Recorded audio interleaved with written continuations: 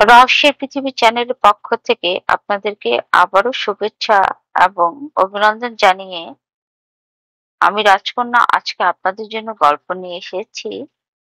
সর্বনাশিনী লিখেছেন পাঁচকড়িতে। আমাদের গল্পগুলোকে বেশি করে লাইক এবং সাবস্ক্রাইব করার জন্য আমি আমাদের চ্যানেলের পক্ষ থেকে আমি রাজকন্যা, বসন্ত এবং আরিফিন আপনাদেরকে অসংখ্য ধন্যবাদ এবং কৃতজ্ঞতা প্রকাশ করছি। আজকের গল্প সর্বনাশিনী শুরু করতে যাচ্ছি। ঘোরমণ্ডিত অভ্রভীত হিমালয় দেখিবার ইচ্ছা বহুকাল হইতে আমার হৃদয়ে নিতান্তই বলবতী ছিল। তাই আমার চিরসহচর প্রাণের বন্ধু প্রবোধচন্দ্রকে সঙ্গে লইয়া আমি একদিন দার্জিলিং রওনা হইলাম। আমরা পথে এই সম্বন্ধে অনেক আলোচনা করিলাম। আমাদের উভয়ের মত যে রেলে গেলে হিমালয় প্রকৃতভাবে দেখা হইবে না। রেল যেন উড়িয়া যায়। এরূপ অবস্থায় রেলে গমন করিলে হিমালয়ে অনির্বচনীয় সৌন্দর্য প্রকৃত উপলব্ধি করা কোনো প্রকারই সম্ভবপর হইবে না। এই জন্য আমরা উভয় স্থির করিলাম যে আমরা শিলিগুড়ি হইতে পদব্রজে দার্জিলিং রওনা হইব। সকালে শিলিগুড়ি উপস্থিত হইলাম। যতক্ষণ দার্জিলিং এর সুন্দর ক্ষুদ্র গাড়িগুলো দৃষ্টিপথে রহিল, ততক্ষণে স্টেশনে আমরা তাহার বিচিত্র গতি দেখিতে লাগিলাম।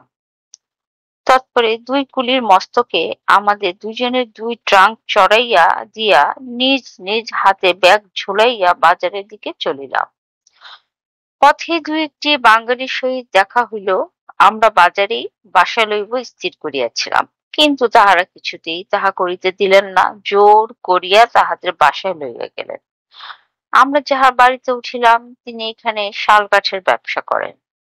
সেদিন সে রাত্রি আমরা শিলিগুড়িতেই রহিলাম। সকলেই আমাদিগকে বলিলেন, পাহাড়ে হাঁটিয়া যাইতে ভারী কষ্ট হইবে, বরং গরুর গাড়ি করিয়া যান।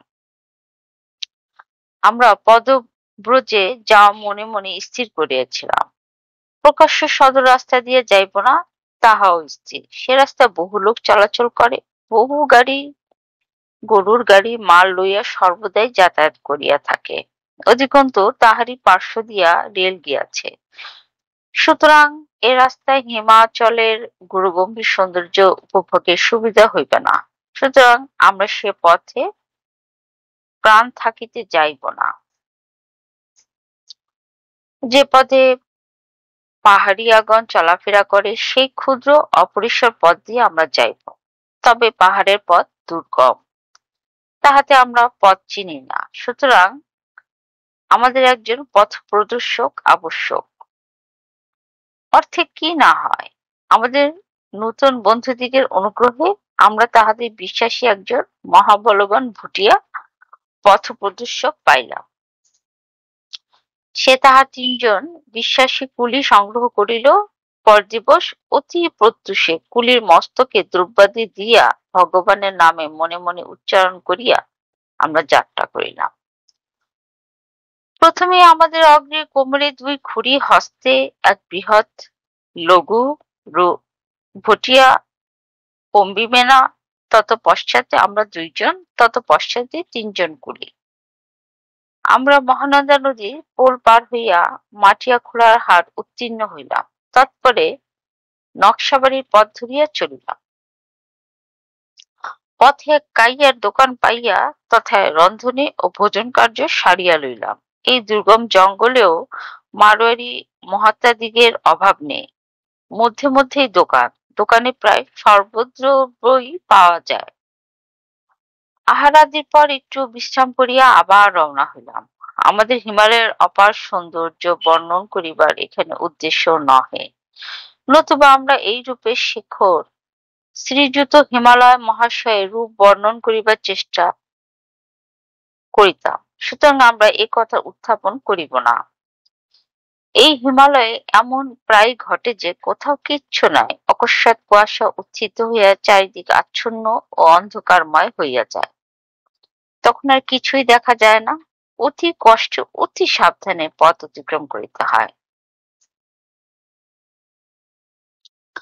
আমরা যে পথে যাইতেছিলাম তাহা অতি দুর্গম।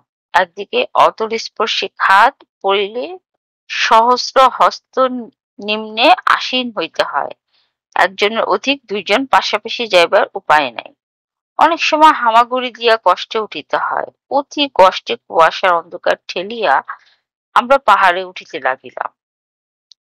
এদিকে প্রায় সন্ধ্যা হয়, দারুণ প্রবল শীত, তাহার উপর বৃষ্টি। হিমালয়ে এই বৃষ্টি না থাকিলে বোধ হয় ইহাই ইন্দ্রের অমরাবতী ও নন্দন কানন হইত।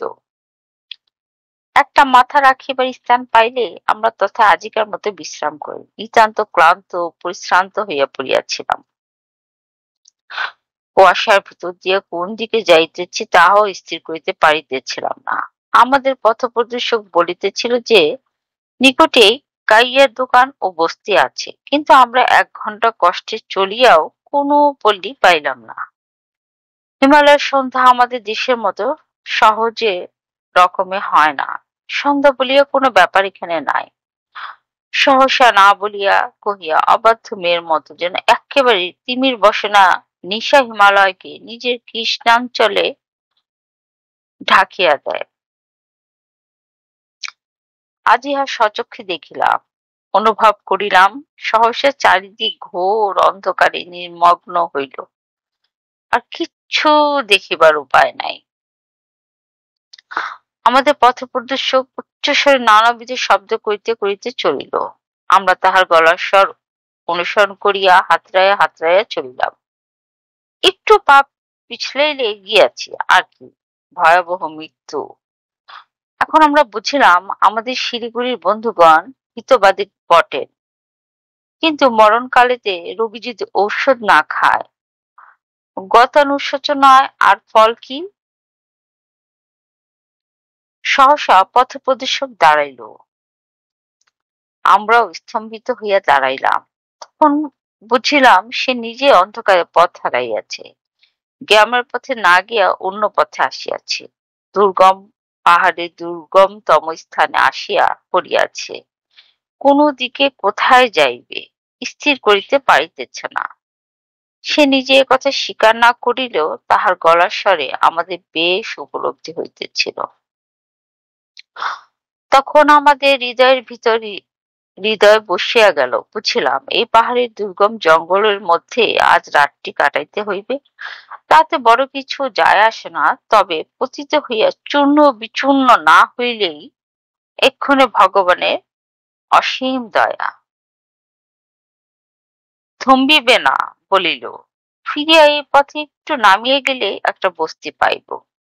অগত্যা তাহারই করা শ্রেয় ভাবিয়া আমরা ফিরিলাম। কিন্তু কয়েক পথ যাইবা মাত্র আমি একটা গড়ানি স্থানে আসিলাম। তাহার কি হইল ঠিক মনে নাই। আমি গড়াইতে গড়াইতে কত দূর চলিলাম তাহাও মনে নাই।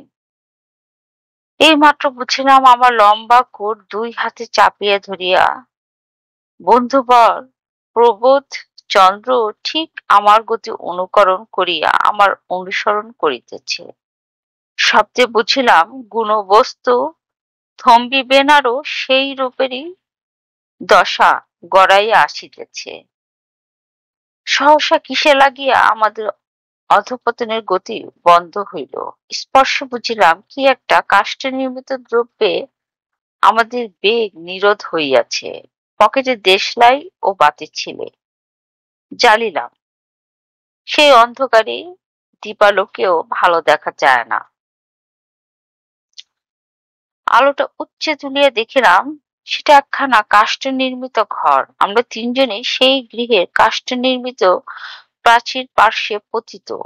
আমরা কষ্টে শিষ্টে উঠিয়া দাঁড়াইলাম। যাহা হোক, প্রাণটা যে বাজে খরচ হয় নাই, ইহাই ভালো। সম্ভবত আশ্রয় মিলিবে। এ গৃহে যেই থাকুক না কেন, এ অবস্থায় আশ্রয় দিতে কখনো অসম্মত হইবে না। আমরা আলো ধরিয়া ধরিয়া গৃহের দ্বারে আসিলাম। দরজা বন্ধ। আমরা দরজায় করাঘাত করিলাম, কেহ উত্তর দিল না। করিয়া সবলে করাঘাত করিলাম, তবু কেহ উত্তর দিল না। এবার আমি আরো বেশি রকম শব্দ তখন করিতে লাগিলাম। দরজা ঠেলিয়া খুলিয়া ফেলিলাম। কড়কড় শব্দ করিয়া দরজা খুলিয়া গেল। ভিতর বাহির হইতেও প্রচুর অন্ধকার। আমি আলো লইয়া ভিতরে প্রবেশ করিলাম। প্রবোধ থম্বিবে না আমার পশ্চাতে পশ্চাতে আসিল, কিন্তু তৎপরে এক অভূতপূর্ব ব্যাপার ঘটিল। থম্বিবে না বিকট চিৎকার করিয়া উঠিল, তৎপর ছুটিয়া অন্ধকারে অন্তর্নিহিত হইল। আমরা উভয়ে বিস্মিত হইয়া তাহাকে উচ্চ স্বরে ডাকিতে লাগিলাম, কিন্তু অন্ধকার হইতে কেবল একটা ভীতব্যঞ্জক আর্তরব আমাদের কর্ণে প্রবেশ করিল। আমরা কেবলমাত্র সেই শব্দের এইমাত্র বুঝিলাম, শয়তান কা ঔরত। প্রবোধ বলিল, বোধহয় এখানকার লোকেরা বিশ্বাস এ বাড়িতে ভূত আছে। পাহাড়ি মাত্রে ভূতে বড় বিশ্বাস করে। যাহাই হোক, খাদে পড়িয়া যে আজ প্রাণটা যায় নাই, এই জন্য ভগবানকে ধন্যবাদ দিই। শীতে বুক গুরু গুরু করিতেছে, এই আশ্রয় ভগবান মিলাইয়া দিয়াছেন। এখন কাঠকুটা সংগ্রহ করিয়া আগুন জ্বালা যাক। আরো দেখিলে কুলি দুইটা আর গুণবন্ত কমিবে না, প্রাণের দায়ে এখানে আবার ফিরিয়া আসিতে পথ পাইবে না। আমরা বাহিরে আলো লইয়া কতকগুলো শুষ্ক ডালপালা সংগ্রহ করিলাম, তৎপরে তাহা জ্বালাই গৃহ মধ্যে আগুন ধরাইলাম। আগুনে হাত সেঁকিয়া কতকটা প্রকৃতস্থ হইলাম। আমাদের ব্যাগে সর্বদাই আমাদের কিছু না কিছু আহার্য রাখিতাম। প্রবোধ তাহাই বাহির করিয়া প্রবল বেগে ভোজন আরম্ভ করিল। আমি বলিলাম, আগে ঘরটা ভালো করিয়া দেখা যাক। প্রবোধ বলিল, আগে প্রাণে বাঁচতে তো। আর সব ক্ষুধায় প্রাণ যায়। এই পাহাড়ের শীতে আর এই পাহাড়ের রাস্তায় যেন ক্ষুধা হাজার গুণ বাড়িয়া ওঠে। অগত্যা আমরা উভয় সেই আগুনের পাশে বসিয়া কিছু আহার করিয়া লইলাম।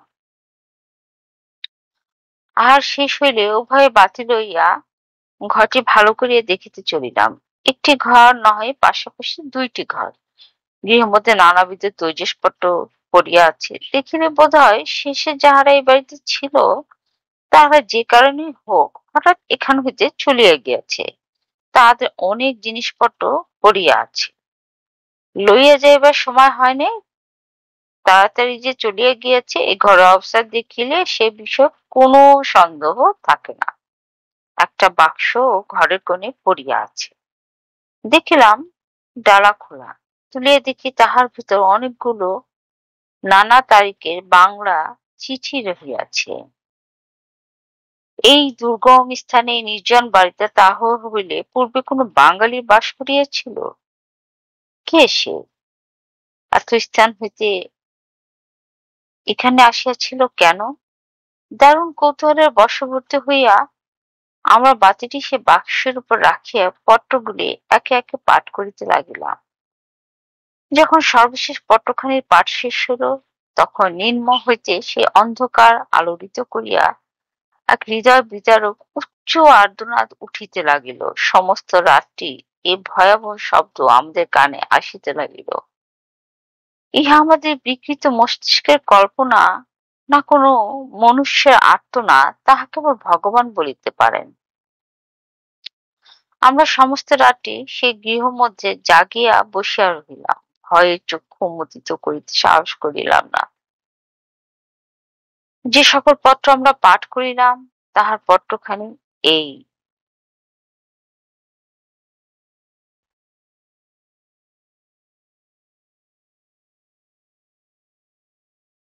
প্রথম পত্র।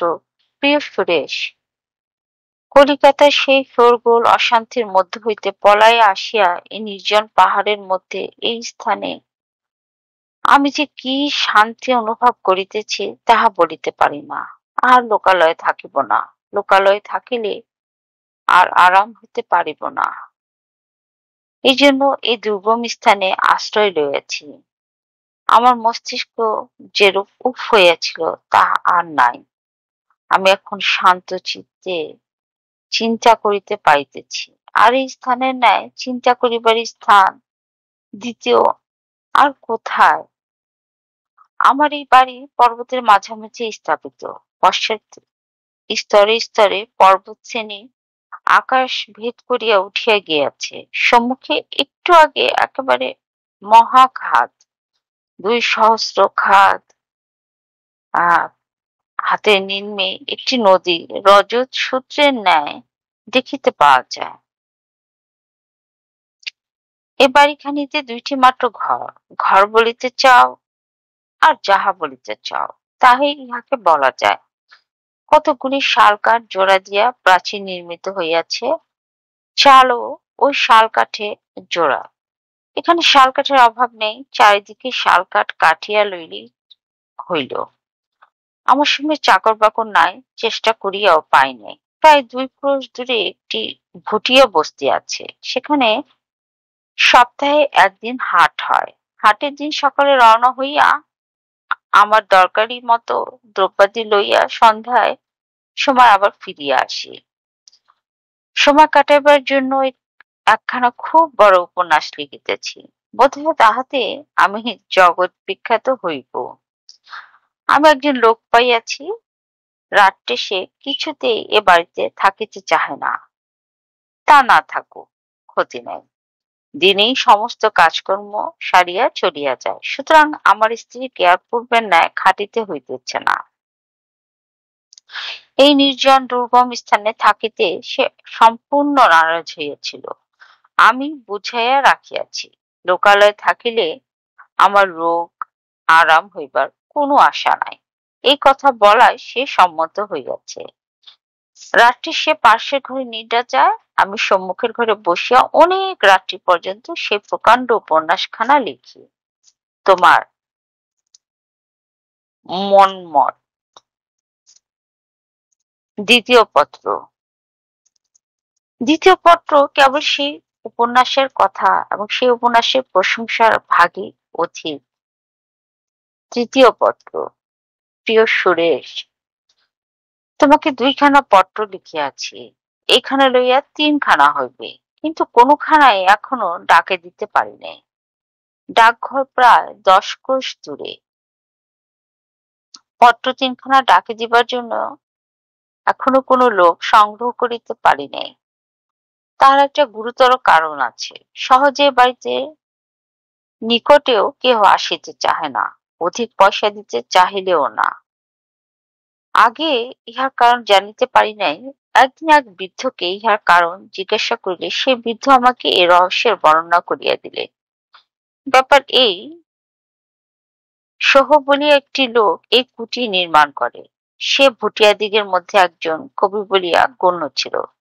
সে নির্জনে বাস করিবার ইচ্ছা করিয়াই এই দুর্গম স্থানে এই কুটি নির্মাণ করিয়াছিল। এখানে সে নিজের সুন্দরী যুবতী স্ত্রীকে লইয়া বাস করিত। সুখেই তাহাদের দিন কাটিতেছিল। কিন্তু দুর্ভাগ্যবশত নিকটস্থ এক ব্যক্তি, একটি ভুটিয়া যুবতী, সেই নিভৃত নিবাসী কবির প্রেমে পড়িল। আমি পূর্বে বলিয়াছিলাম যে এই কুটিরে 2টি মাত্র ঘর। যখন গভীর রাত্রে পার্শ্বের গৃহে শহর যুবতী স্ত্রী নিদ্রা যাইত, সেই সময় এই যুবতী তার পাশে বসিয়া মৃদুমন্দ কণ্ঠে প্রেমালাপ করিত। একদিন রাত্রে তাহার স্ত্রী সমস্তই জানিতে পারিল, কিন্তু কোনো কথা কহিল না। কি যুবতীকে এই কুটিরে আসিতে হইলে একটি কাঠের সাঁকো পার হইয়া আসিতে হইত। এই সাঁকোর প্রায় 500 হাত নিম্নে এক ঝর্ণা বা ঝোড়া। প্রবল বেগে সেই ঝর্ণা দিয়া জল পড়িত বলিয়া ভুটিয়ারা ইহার নাম পাগলা ঝোড়া রাখিয়াছে। প্রত্যহ রাত্রে এই ঝর্ণার উপরে সাঁকো দিয়া সেই যুবতী যাতায়াত করিত। একদিন সহ গৃহে না থাকায় তাহার স্ত্রী সুবিধা পাইয়া সেই সাঁকোর কাঠ একদিকে টাঙ্গি দিয়া কাটিয়া রাখিয়া আসিল। এমন সামান্য মাত্র সাঁকোর কাঠ পাহাড়ে সংলগ্ন রহিল যে মনুষ্যভর পড়িলেই তাহা নিশ্চিত পতিত হইবে।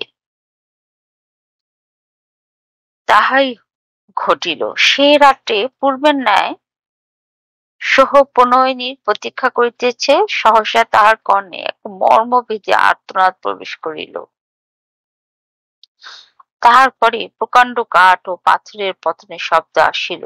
তাহার প্রণয়িনী 500 হস্তনির্মে পাগলাঝোড়ায় বিসর্জিত হইয়াছে।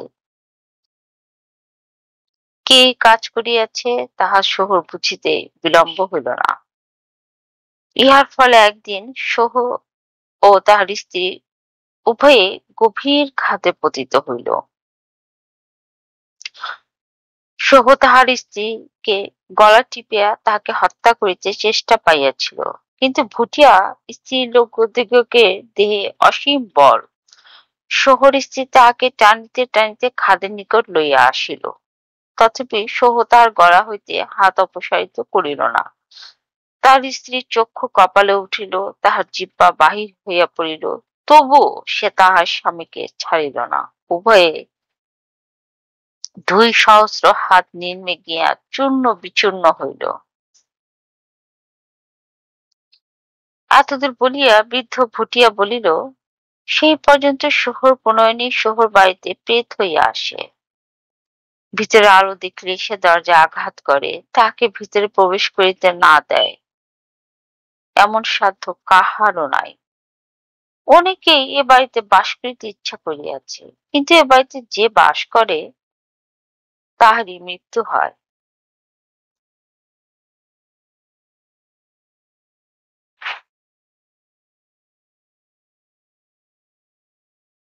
এই জন্যই এই সহপ্রণয়িনীর ভূতের জন্য কেহ সাহস করে এখানে আসে না। আমার দ্রৌপদী হাট হইতে আমাকেই নিজে আনিতে হয়। এই জন্যই এ পর্যন্ত পত্র ডাকে পাঠাইতে পারি নাই। তোমার মনমত। চতুর্থ পত্র।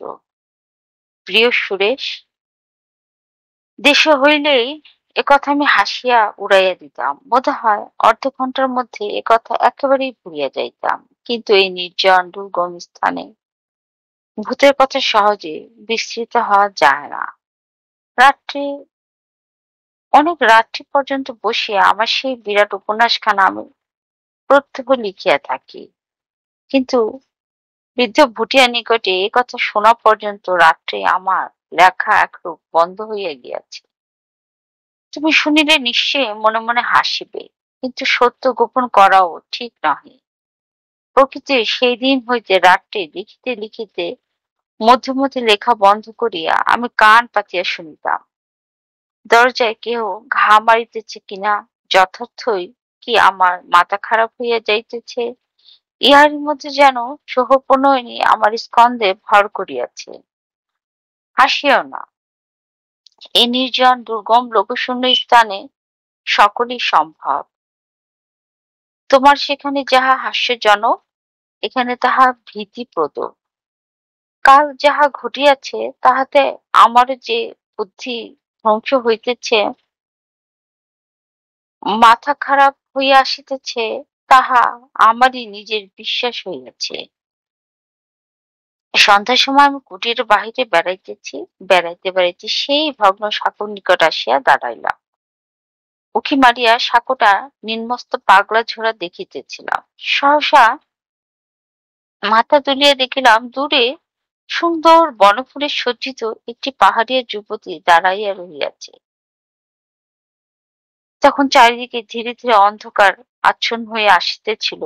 এখানে কুটিরের এত নিকটে এ পর্যন্ত আমি কোন স্ত্রীলোক বা পুরুষ জনপ্রাণী দেখিতে পাই নাই। এখান হইতে লোকালয় 2 ক্রোশের নিকট নহে। রাত্রে এই দুর্গম পথ দিয়া কাহারও গমন করা সম্ভব নহে। তবে তরুণী কে? এ এখনো এখানে কেন? আমি তাহার দৃষ্টি আকর্ষণের জন্য কণ্ঠ পরিষ্কারে অব্যক্ত শব্দ করিলাম, তথাপি সে নড়িল না। আমি ডাকিলাম, তবু সে নড়িল না। এই দুর্গম পর্বতে আমার গলার শব্দ তাহার নিকট পৌঁছিতেছে না, না ভাবিয়া আমি তাহাকে হাত নাড়িয়া ডাকিলাম। তখন সে ধীরে ধীরে অন্ধকারে মিশিয়া গেল। আমি গৃহের দিকে ফিরিলাম। আমার শিরায় শিরায় যেন কে বরফের প্রবাহ ছাড়িয়া দিল। কেন আমার এ ভাব হইল তাহা বুঝিতে পারিলাম না। তবে কি মনুষ্য নহে? এই কি সেই সহপ্রণয়িনী? তোমার মনমত। পঞ্চম পত্র। পূর্বোক্ত পত্রের 11 দিন পরে লিখিত। প্রিয় সুরেশ, যাহা ভাবিয়াছিলাম ঠিক তাহাই ঘটিয়াছে। সে আসিয়াছে। আমি যেদিন সন্ধ্যাকালে তাহাকে পর্বত মধ্যে দেখিয়াছিলাম, সেই দিন হইতে হৃদয়ের সহিত বিশ্বাস করিয়াছিলাম সে নিশ্চয়ই একদিন আসিবে। কাল রাতে সে আসিয়াছে। আমরা উভয়ের চোখের দিকে চাহিয়া বহুক্ষণ বসিয়াছিলাম। তুমি নিশ্চয় বলিবে আমি উন্মত্ত হইয়াছি, আমার রোগ সারে নাই, এখনো সেই জ্বর আছে। তাই সেই জ্বরের প্রকোপে বিকৃত মস্তিষ্কের কল্পনায় আমি প্রেতাত্মা দেখিতেছি। তুমি বলিবে কেন? আমি নিজে এ কথা অনেকবার বলিয়াছি। এ সকল সত্য। সে আসিয়াছে। কি সে? রক্তে মাংসের দেহধারিণী নারী মূর্তি, অথবা আকাশের প্রাণী বায়ুমূর্তি, আমার কল্পনার সৃষ্টি, যাই হোক, তাহাতে বড় কিছু আসে যায় না। আমার নিকট ইহা কল্পনা নহে, বায়ু নহে, আকাশ নহে, মিথ্যা নহে, সত্য, অতি সত্য। গত রাত্রে সে আসিয়াছিল। আমার স্ত্রী পাশের ঘরে নিদ্রিতা। আমি অনেক রাত্রি পর্যন্ত সম্মুখের ঘরে বসিয়া সে উপন্যাসখানা লিখিতেছিলাম। এই সময় সে আসিয়া উপস্থিত হইল। প্রত্যহ রাত্রে আমি ইহার প্রতীক্ষা করিয়াছি, দ্বারের মৃদু করাঘাতের শব্দ শুনিবার জন্য উৎকণ্ঠিত হৃদয়ে অপেক্ষা করিয়াছি। ইহার আশার আশায় প্রতিক্ষণে ব্যাকুল হইয়াছি। এখন আমি আমার মনের এই অবস্থা বেশ বুঝিতে পাইতেছি।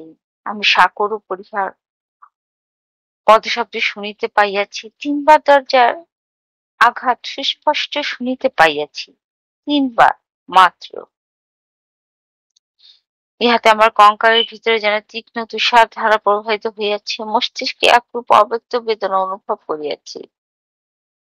আমি সবলে আমার বুক চাপিয়া ধরিয়াছি, তবুও সেই শব্দ, সেই দ্বারে আঘাত ৩ বার মাত্র আমি উৎকণ্ঠ হইয়া শুনিয়াছি।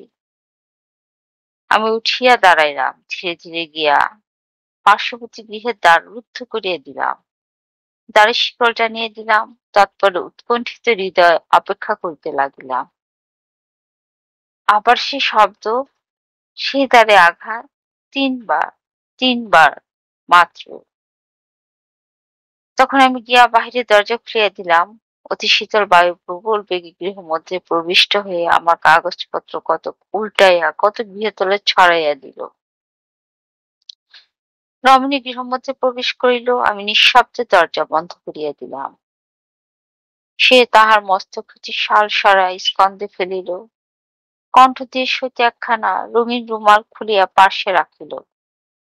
তারপরে আমার সম্মুখে আগুনের কাছে আসিয়া বসিল। আমি দেখিলাম তাহার উন্মুক্ত পা দুখানি তখনও শিশির সিক্ত রহিয়াছে।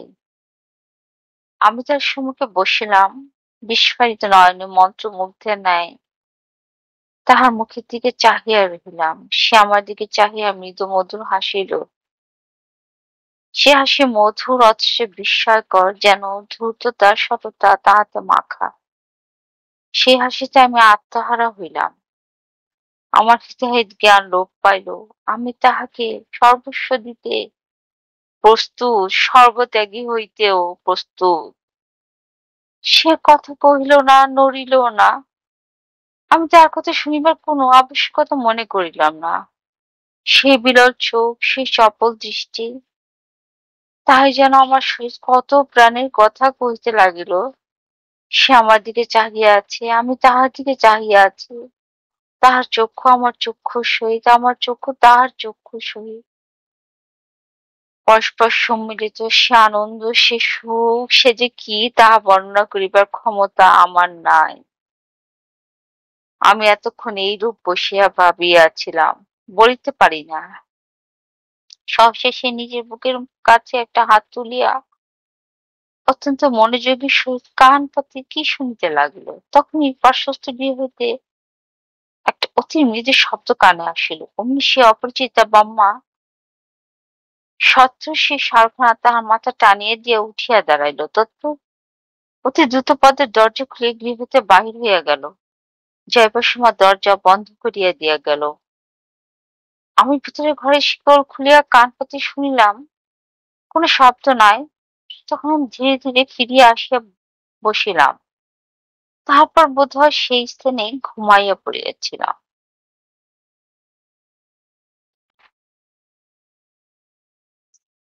ঘুম ভাঙিবা মাত্র আমার মনে হইল যে রমণী রাত্রির রুমালখানি লইয়া যাইতে ভুলিয়া গিয়াছিল। সে যেখানে বসিয়াছিল তাহার চলিয়া যাইবার পরও আমি তথায় রুমালখানি দেখিয়াছিলাম। তাই ঘুম ভাঙিবা মাত্র সেখানে লুকাইয়া রাখিব বলিয়া সেই দিকে চাইলাম। দেখিলাম রুমাল তথায় নাই। আমার স্ত্রী ঘর ঝাড় দিয়া সমস্ত পরিষ্কার পরিচ্ছন্ন করিয়াছে। আমার চা আর জল গরম করিতেছে। সে আমার দিকে দুই একবার চাহিল। আমি তাহাকে এমন করিয়া চাহিতে আর কখনো দেখি নাই, কিন্তু সে কোনো কথা কহিল না, রুমালের কথাও কিচ্ছু বলিল না। তাহাতে আমার মনে হইল যে আমি স্বপ্ন দেখিয়াছি মাত্র। কাল রাত্রে যাহা সত্য ভাবিয়াছিলাম তার কিছু নহে, স্বপ্ন মাত্র। কিন্তু অপরাহ্নে আমি একবার বাহির হইতে দেখিলাম আমার স্ত্রী সেই রুমালখানি হাতে লইয়া বিশেষ করিয়া দেখিতেছে। তাহার মুখ অপর দিকে ছিল, সুতরাং সে আমাকে দেখিতে পাইল না। আমি স্পষ্ট দেখিলাম সে বিশেষ লক্ষ্য করিয়া রুমালখানা দেখিতেছে। আমি কতবার মনে করিয়া ভাবিলাম যে রুমালখানা আমার স্ত্রী। কাল রাতে যাহা দেখিয়াছি তাহা সমস্তই আমার কল্পনা, স্বপ্ন মাত্র। আর তাহা যদি না হয় তবে কাল রাতে যে আসিয়াছিল সে প্রেতাত্মা নহে, প্রকৃতির কোনো স্ত্রী লোক। কিন্তু মানুষে চিনিতে পারে, বুঝিতে পারে। কাল রাতে সে আমার সম্মুখে বসিয়াছিল, সে রক্ত মাংসের কোনো জীব নহে। ইহা আমি বেশ হৃদয় অঙ্গম করিয়াছিলাম। সম্ভবত সে কোনো স্ত্রীলোক হইতে পারে। এখান হইতে ২ ক্রোশের মধ্যে কোনো বস্তি বা লোকালয় নাই। দিনেই এ পার্বত্য পথে চলাফেরা বিপজ্জনক, রাত্রে অসম্ভব। কোন স্ত্রীলোক অন্ধকার রাত্রে ভয়াবহ কঠিন পর্বত পথে আসিতে সাহস করিবে? তাহাতে ঘোর অন্ধকার, দারুণ শীতে কোন স্ত্রীলোকের এই দুর্গম স্থানে কুটিরে আগমন একেবারেই অসম্ভব। আরো কারো কোন স্ত্রীলোকের উপস্থিতিতে শিরায় শিরায় অস্থিমজ্জায় গলিত তুষারস্রোত প্রবাহিত হয় কখনো? যাই হোক, সে যেই হোক, সে যদি একবার আসে তাহা হইলে তাহার সহিত কথা কহিব। আমি হাত বাড়াইয়া তাহাকে ধরিব, তাহা হইলেও দেখিতে পাইব সে রক্তমাংসের জীব না বায়ু, কেবল কল্পনা, কেবল শূন্য একটা ছায়া মাত্র, তোমার মন্মথ। ষষ্ঠ পত্র। প্রিয় সুরেশ, এই সকল পত্র কখনো যে তুমি পাইবে সে আশা আমার নাই। আমি এখান হইতে এই সকল চিঠি তোমাকে পাঠাইব না। তোমার নিকট এই সকল পাগলের পাগলামি, উন্মত্তের প্রলাপ ব্যতীত আর কিছুই বোধ হইবে না। যদি কখনো দেশে ফিরি তাহা হলে হয়তো কোনো না কোনো দিন এই সকল পত্র তোমায় দেখাইতে পারি, তাহাও শীঘ্র নহে। যখন আসে এইসব লইয়া হাস্য বিদ্রুপ করিতে পারিবে, কেবল সেই সময় তোমার এই সকল পত্র দেখাইব। এখন আমি এগুলো লিখিতেছি আমার মনের যাতনায়। এগুলো এইরূপে না লিখিলে হয়তো আমাকে চিৎকার করিয়া মনের যাতনা লাঘব করিতে হইত। সে প্রত্যহ রাত্রে আসে, সেই রকম আগুনের কাছে বসে, সেই রকম আমার দৃষ্টির সহিত দৃষ্টি বিন্যাস করে। সেই কুহুকিনী মৃদু মধুর হাসি হাসে আমার মস্তিষ্ক ঘোরতর রূপে বিচঞ্চল হইয়া ওঠে। আমি আত্মহারা হই, আমার অস্তিত্ব যেন তাহার মধ্যে লীন হইয়া যায়। এখন আমার লেখা সম্পূর্ণই বন্ধ হইয়া গিয়াছে, লিখিবার চেষ্টাও করি না। আমি সাঁকোর উপর তাহার শুভাগমনের পদশব্দ, ঘাসের উপর পদশব্দ, দরজায় মৃদু করাঘাতের শব্দ শুনিবার জন্য ব্যাকুল চিত্তে উৎকীর্ণ হইয়া থাকি। সে আসিলে সেই ভাব, আমি আর কথা কহিতে পারি না, আমি আর আমাতে থাকি না, কোনো কথাই আর মনে হয় না, সেও কোনো কথা কহে না। কেবল সেই রূপ ভাবে চাহিয়া থাকে, সেই রূপে হাসি আসে। প্রত্যহ আমি মনে করি আসিলে নিশ্চয়ই তাহার সহিত কথা কহিব, নিশ্চয়ই তাহাকে স্পর্শ করিব, কিন্তু সে আসিবা মাত্রই আমি সকলই ভুলিয়া যাই, আমার অস্তিত্ব সম্পূর্ণরূপে নষ্ট হইয়া যায়। কাল রাত্রে যখন আমি তাহার মুখের দিকে চাহিয়াছিলাম, সেই সময় ক্রমে ক্রমে আমার মন তাহার অপরূপ সৌন্দর্যে পরিপূর্ণ হইয়া গেল। তাহার ওষ্ঠ ঈষৎ উন্মত্ত হইল, সে চমকিত হইয়া উঠিয়া দাঁড়াইল। আমি পার্শ্ববর্তী কক্ষের গবাক্ষের দিকে চাহিলাম, চাহিবা মাত্র বোধ হইল কে জানালা হইতে মুখ সরাইয়া লইল। এইদিকে নিমেষমধ্যে সে শাল মস্তকে টানিয়া দ্রুতপদে গৃহ হইতে বাহির হইয়া গেল। আমি আলো লইয়া পাশে গৃহে গেলাম, দেখিলাম আমার স্ত্রী নিদ্রিতা রহিয়াছে। তোমার মন্মথ। সপ্তম পত্র। প্রিয় সুরেশ, রাত্রির জন্য আমি ভীত নহি, দিনের জন্যই ভীত। যে স্ত্রীর লোককে আমি আমার স্ত্রী বলিয়া আসিতেছি, তাহাকে আমি প্রাণের সহিত এখন ঘৃণা করি। সে ঘৃণার ইয়ত্তা নাই, সীমা নাই, অন্ত নাই। তার যত্ন, শ্রদ্ধা, সোহাগ সমস্ত এখন বিষবৎ বোধ হয়। কি জানি কেন তার চোখের দিকে চাহিলে আমি শিহরিয়া উঠি। সে সকলই দেখিয়াছে, সকলই জানিতে পারিয়াছে, আমি ইহা বেশ প্রস্তুত। তাই কি? অথচ সে আমাকে এখনো ভালোবাসে। যত্ন পূর্ববৎ, অনুরাগ পূর্ববৎ, ভক্তি পূর্ববৎ। তথাপি আমার মনে হইতেছে সমস্ত জাল, সমস্ত মিথ্যা, সমস্তই ছলনা, প্রতারণা। আমরা পরস্পরের প্রণয় ভালোবাসা জানাইতেছি, অথচ সব জাল, সব মিথ্যা, সব ছলনা। আমি জানি সে সব দেখিয়াছে, সব জানিয়াছে, তাহার চোখ আমাকে ইহা স্পষ্ট বলিয়া দিতেছে। আমি জানি সে কেন এই ভীষণ প্রতিহিংসার আয়োজন করিতেছে। তোমার মন্মথ। অষ্টম পত্র। প্রিয় সুরেশ, আজ সকালে হাটে যাইবে বলিয়া আমি বাহির হইলাম। আমার স্ত্রী দরজায় দাঁড়াইয়া রহিল। ক্রমে আমি তাহার দূরবর্তী হইতে দেখিতে লাগিলাম। পরে একবার চাহিয়া দেখি দূর হইতে আমার স্ত্রী একটি ক্ষুদ্র পুত্তলিকার ন্যায় দেখাইতেছে। অবশেষে পর্বত বেষ্টন করার পর তাহাকে আর দেখিতে পাইলাম না। তখন আমি উঠিতে উঠিতে পড়িতে পড়িতে মহাবেগে ছুটিয়া অন্য পথে গৃহের দিকে আসিতে লাগিলাম। পার্বত্য পথ সহজ নহে, কত উঠিয়া পড়িয়া তবে অন্যদিকে দিয়া আমার গৃহের নিকট আসিলাম। তথা এক বৃহৎ প্রস্তরখণ্ডের পার্শ্বে লুকাইতে থাকিয়া আমার গৃহ প্রতি সতর্ক দৃষ্টি রাখিলাম। কিয়ৎক্ষণ পরে দেখিলাম আমার স্ত্রী এক টাঙ্গি লইয়া কাঠের সাঁকোর নিকট আসিল। আমি যেখানে ছিলাম তথা হইতে সে কি করিতেছে তা স্পষ্ট দেখিতে পাইলাম না। কিয়ৎক্ষণ পর সে উঠিয়া দাঁড়াইল। সে দূর হইতে আমি তাহার মুখে হাসি লক্ষ্য করিলাম, কিন্তু মনে হইল সে হাসির ভিতরে প্রতিহিংসা বন্যে ধক ধক জ্বলিতেছে। সে গৃহে চলিয়া গেল। আমি আবার হাটের দিকে চলিলাম। হাট হইতে সন্ধ্যার সময় গৃহে ফিরিলাম। সে আমাকে পূর্বের ন্যায় সমাদরে গৃহে অভ্যর্থনা করিয়া লইল। আমি যে তাহার ভয়াবহ কার্য দেখিয়াছি তাহা ঘুণাক্ষরে তাহাকে জানিতে দিলাম না। তার শয়তানি কার্য ঐরূপই থাক। সে ভাবিয়াছে কোন স্ত্রীর লোক রাত্রের সাঁকো পার হইয়া আমার সহিত প্রেমালাপ করিতে আসে, তাই সে সাঁকো কাটিয়া রাখিয়া আসিয়াছে। আসিলে অতল খাদে নিম্নে পতিত হইয়া যাইবে। আমি কিচ্ছু বলিলাম না। ইহাতে আজ সপ্রমাণ হইবে যে প্রত্যক্ষ প্রতিদিন রাত্রি আমার কাছে যে আসে সে কে। যদি সে প্রেতাত্মা হয়, তাহলে ভগ্নপ্রায় সেতুতে তাহার কোনো অনিষ্ট ঘটিবে না। আর যদি সে প্রকৃত কোন স্ত্রীলোক হয়, তাহা হইলে আমি এই চিন্তা প্রাণ হইতে দূর করিলাম। ভাবিতেও আমার সর্বাঙ্গ শিহরিয়া উঠিল। যদি প্রকৃতি মানবী হয়, তাহা হইলে কথা না কহিয়া কেবল আমার দিকে চাহিয়া থাকে কেন?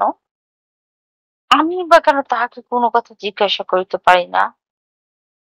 কেন তার সম্মুখে আমার অস্তিত্ব নষ্ট হইয়া যায়? নিশ্চয় মানবী নহে। আমার স্ত্রী তাহার কোনো অনিষ্টই করিতে পারিবে না। হতভাগিনী প্রতিহিংসার এ ব্যর্থ চেষ্টা আরো জ্বলিয়া অস্থির হইবে, বেশ হইবে। কিন্তু যদি সে প্রেতলোক বাসিনী হইবে, তবে আমি তাহার পদশব্দ শুনিতে পাই কেন? কেন বে তার পায়ে স্পষ্ট শিশিরের দাগ দেখিতে পাই? কেন বে তাহার দ্বারে আঘাতের শব্দ শুনিতে পাই? সকল তো প্রেতের চিহ্ন নহে। রাত্রি হইয়াছে, পূর্বের ন্যায় পাশের ঘরে আমার স্ত্রী ঘুমাইতেছে। আমি একান্ত মনে গৃহে বসিয়া উৎকণ্ঠ হইয়া তার পদশব্দের প্রতীক্ষা করিতেছি। যদি সে প্রেতাত্মা হয়, তাহা হইলে সে পূর্বের ন্যায় আমার কাছে আসিবে। আর যদি সে যথার্থই কোন স্ত্রীলোক হয়, তাহা হইলে নিশ্চয় সাঁকো হইতে পড়িবার সময় আর্তনাদ শুনিতে পাইব, অথবা কোন প্রেতলোকের অযাচান্বিত কুহক চালে আমাকে ঘেরিয়া ফেলিতেছে। সাহসে একে একে এই প্রেতাত্মার বিষ্ণু আমি শুনিয়াছি, আমি সে ভয়ানক আর্তনাদ এইমাত্র শুনিয়াছি। হৃদয় ভীতি গগন ভীতি আর্তনাদ আমি শুনিয়াছি। আকাশ পাতাল প্রকম্পিত করিয়া অন্ধকার আসিয়া আলোকিত করি সে ভয়ানক আর্তনাদ সাগর নিকট হইতে উচ্ছিত হইলে সে গভীর খাদ মধ্য হইতে উচ্ছিত হইয়া পর্বতের শৃঙ্গে শৃঙ্গে প্রতিধ্বনিত হইতে লাগিল। সে আর্তনাদের বর্ণনা নাই, সে আর্তনাদ এখনো আমার কর্ণপথ দিয়া আমার শিরায় শিরায় শোনিতে সহিত ছুটিতেছে। আমি গৃহ হইতে সবাইকে বাহির হইলাম, সাঁকোর নিকটে আসিলাম, শুইয়া পড়িয়া হাত বাড়িয়া দেখিলাম সাঁকো আর নাই। নিচের দিকে চাহিয়া দেখিলাম ঘোর অন্ধকার, সেই গভীর গহ্বর ঘোর অন্ধকারে পূর্ণ করিয়া কিছু দেখিবার উপায় নাই। প্রবল বেগে বাতাস বহিতেছে, আমি উচ্চস্বরে চিৎকার করিয়া ডাকিলাম, সে প্রবল বাতাসে আমার উচ্চ প্রবল চিৎকার যেন পৈশাচিক হাস্য কল্লোলের ন্যায় দিগলায় কম্পিত করিয়া প্রতিধ্বনি হইতে লাগে। আমি বুঝিতেছি এতদিন যে উন্মত্ততা ধীরে ধীরে আমাকে অত্যন্ত কঠিন ভাবে আঁকড়াইয়া ধরিয়াছে। আর কোনো উপায় নাই, চেষ্টা বৃথা, বৃথা, বৃথা। আমি কতবার মনে মনে বলিতেছি, কেবল আমার বিকৃত অসুস্থ পীড়িত মস্তিষ্কের কল্পনা মাত্র। এই আর্তনাদও আমার কল্পনা মাত্র না, না, না। ওই সেই শব্দ, ওই সেই আর্তনাদ, সেই সেই মর্মভেদী আর্তনাদ প্রতিক্ষণ আমার মস্তিষ্কে কে যেন গুরু ভার লোহার হাতুড়ি দিয়া নির্দয় আঘাত করিতেছে। আমি বুঝিয়াছি সে আর আমার কাছে আসিবে না, এই শেষ। তোমার মন্মথ, শেষ পত্র। প্রিয় সুরেশ, আমি একটি বড় খামে সমস্ত পত্রগুলি রাখিয়া তোমার ঠিকানা লিখিয়া যাই। যদি কখনো কেহ এখানে আসে, তাহা হইলে সে হয়তো তোমাকে এই পত্র পাঠাই দিতে পারে। আমার লেখাপড়া বন্ধ হইয়া গিয়াছে। আমি আর আমার স্ত্রী তোমাকে বুঝাইবার জন্য যাকে এখনো আমার স্ত্রী বলিতে হইতেছে, আমরা উভয়ে মুখোমুখি হইয়া বসিয়া থাকি। কেহ কোনো কথা কহি না, এ কি অতি আশ্চর্য পরিবর্তন। যখন কথা কহি তখন এইরূপ ভাবে কথা কহি যেন আমাদের উভয়েরই প্রথম দেখা সাক্ষাৎ হইয়াছে। যে দুই একটা কথা কহি, তাহাও আমাদের পরস্পরের মনের ভাব গোপন করিবার জন্য। আমাদের উভয়ের কেহই আর পূর্বের মতো নাই। আমি সর্বদাই তাহার মুখে বিদ্রূপের হাসি দেখিতেছি। সে ইহা গোপন করিতে চেষ্টা পায়, কিন্তু আমি ইহা দেখিতেছি। তার চেষ্টা বৃথা।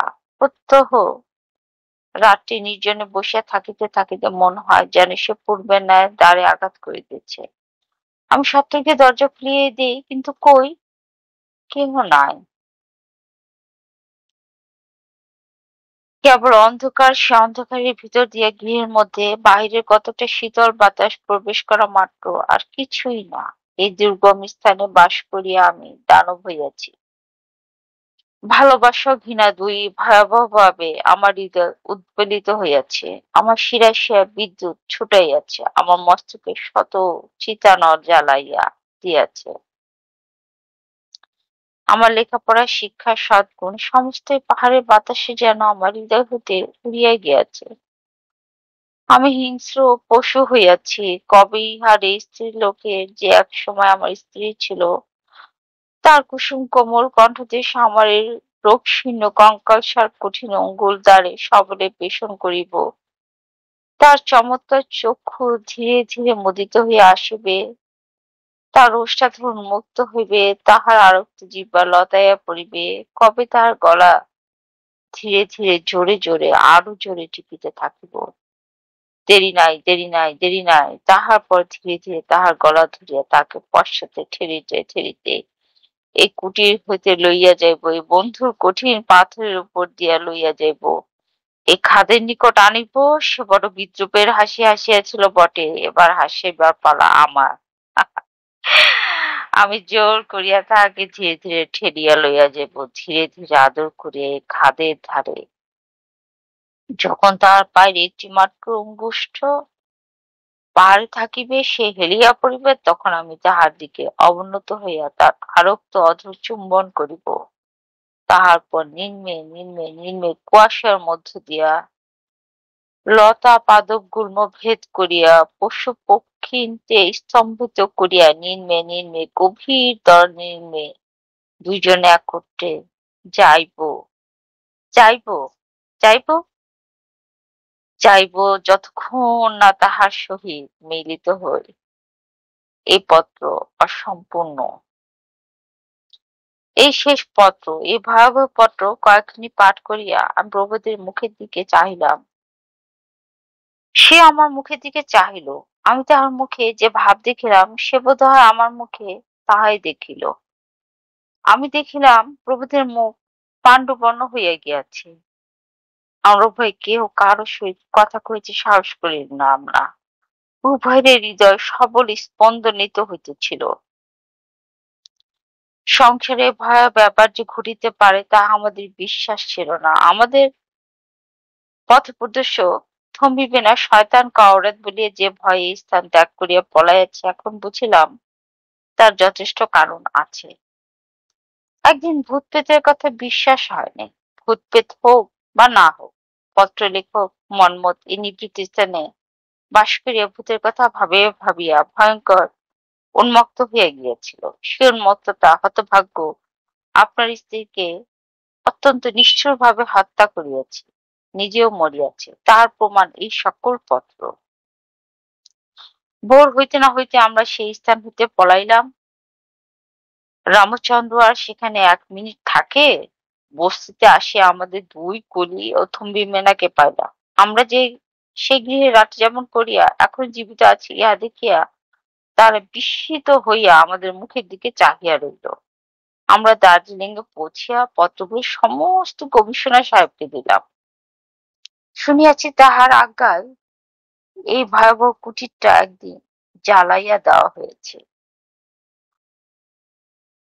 আজকের মতো এখানেই সর্বনাশিনী গল্পের সমাপ্তি। আমি রাজকন্যা আপনাদের কাছ থেকে বিদায় নিচ্ছি। আমি বসন্ত এবং আরফিন আশা করছি আমাদের গল্পগুলো আপনারা আরো বেশি করে লাইক, শেয়ার এবং সাবস্ক্রাইব করে সব সময় আপনারা আমাদের পাশেই থাকবেন এবং আমাদেরকে এমন করে আন্তরিকভাবে সাহায্য সহযোগিতা করবেন এবং আমাদেরকে আরো অনুপ্রেরণা দিবেন, যাতে আমরা নতুন নতুন গল্প আপনাদেরকে পড়ে শোনাতে পারি। আমাদের জন্য দোয়া করবেন। আপনারা ভালো থাকবেন, সুস্থ থাকবেন। ধন্যবাদ।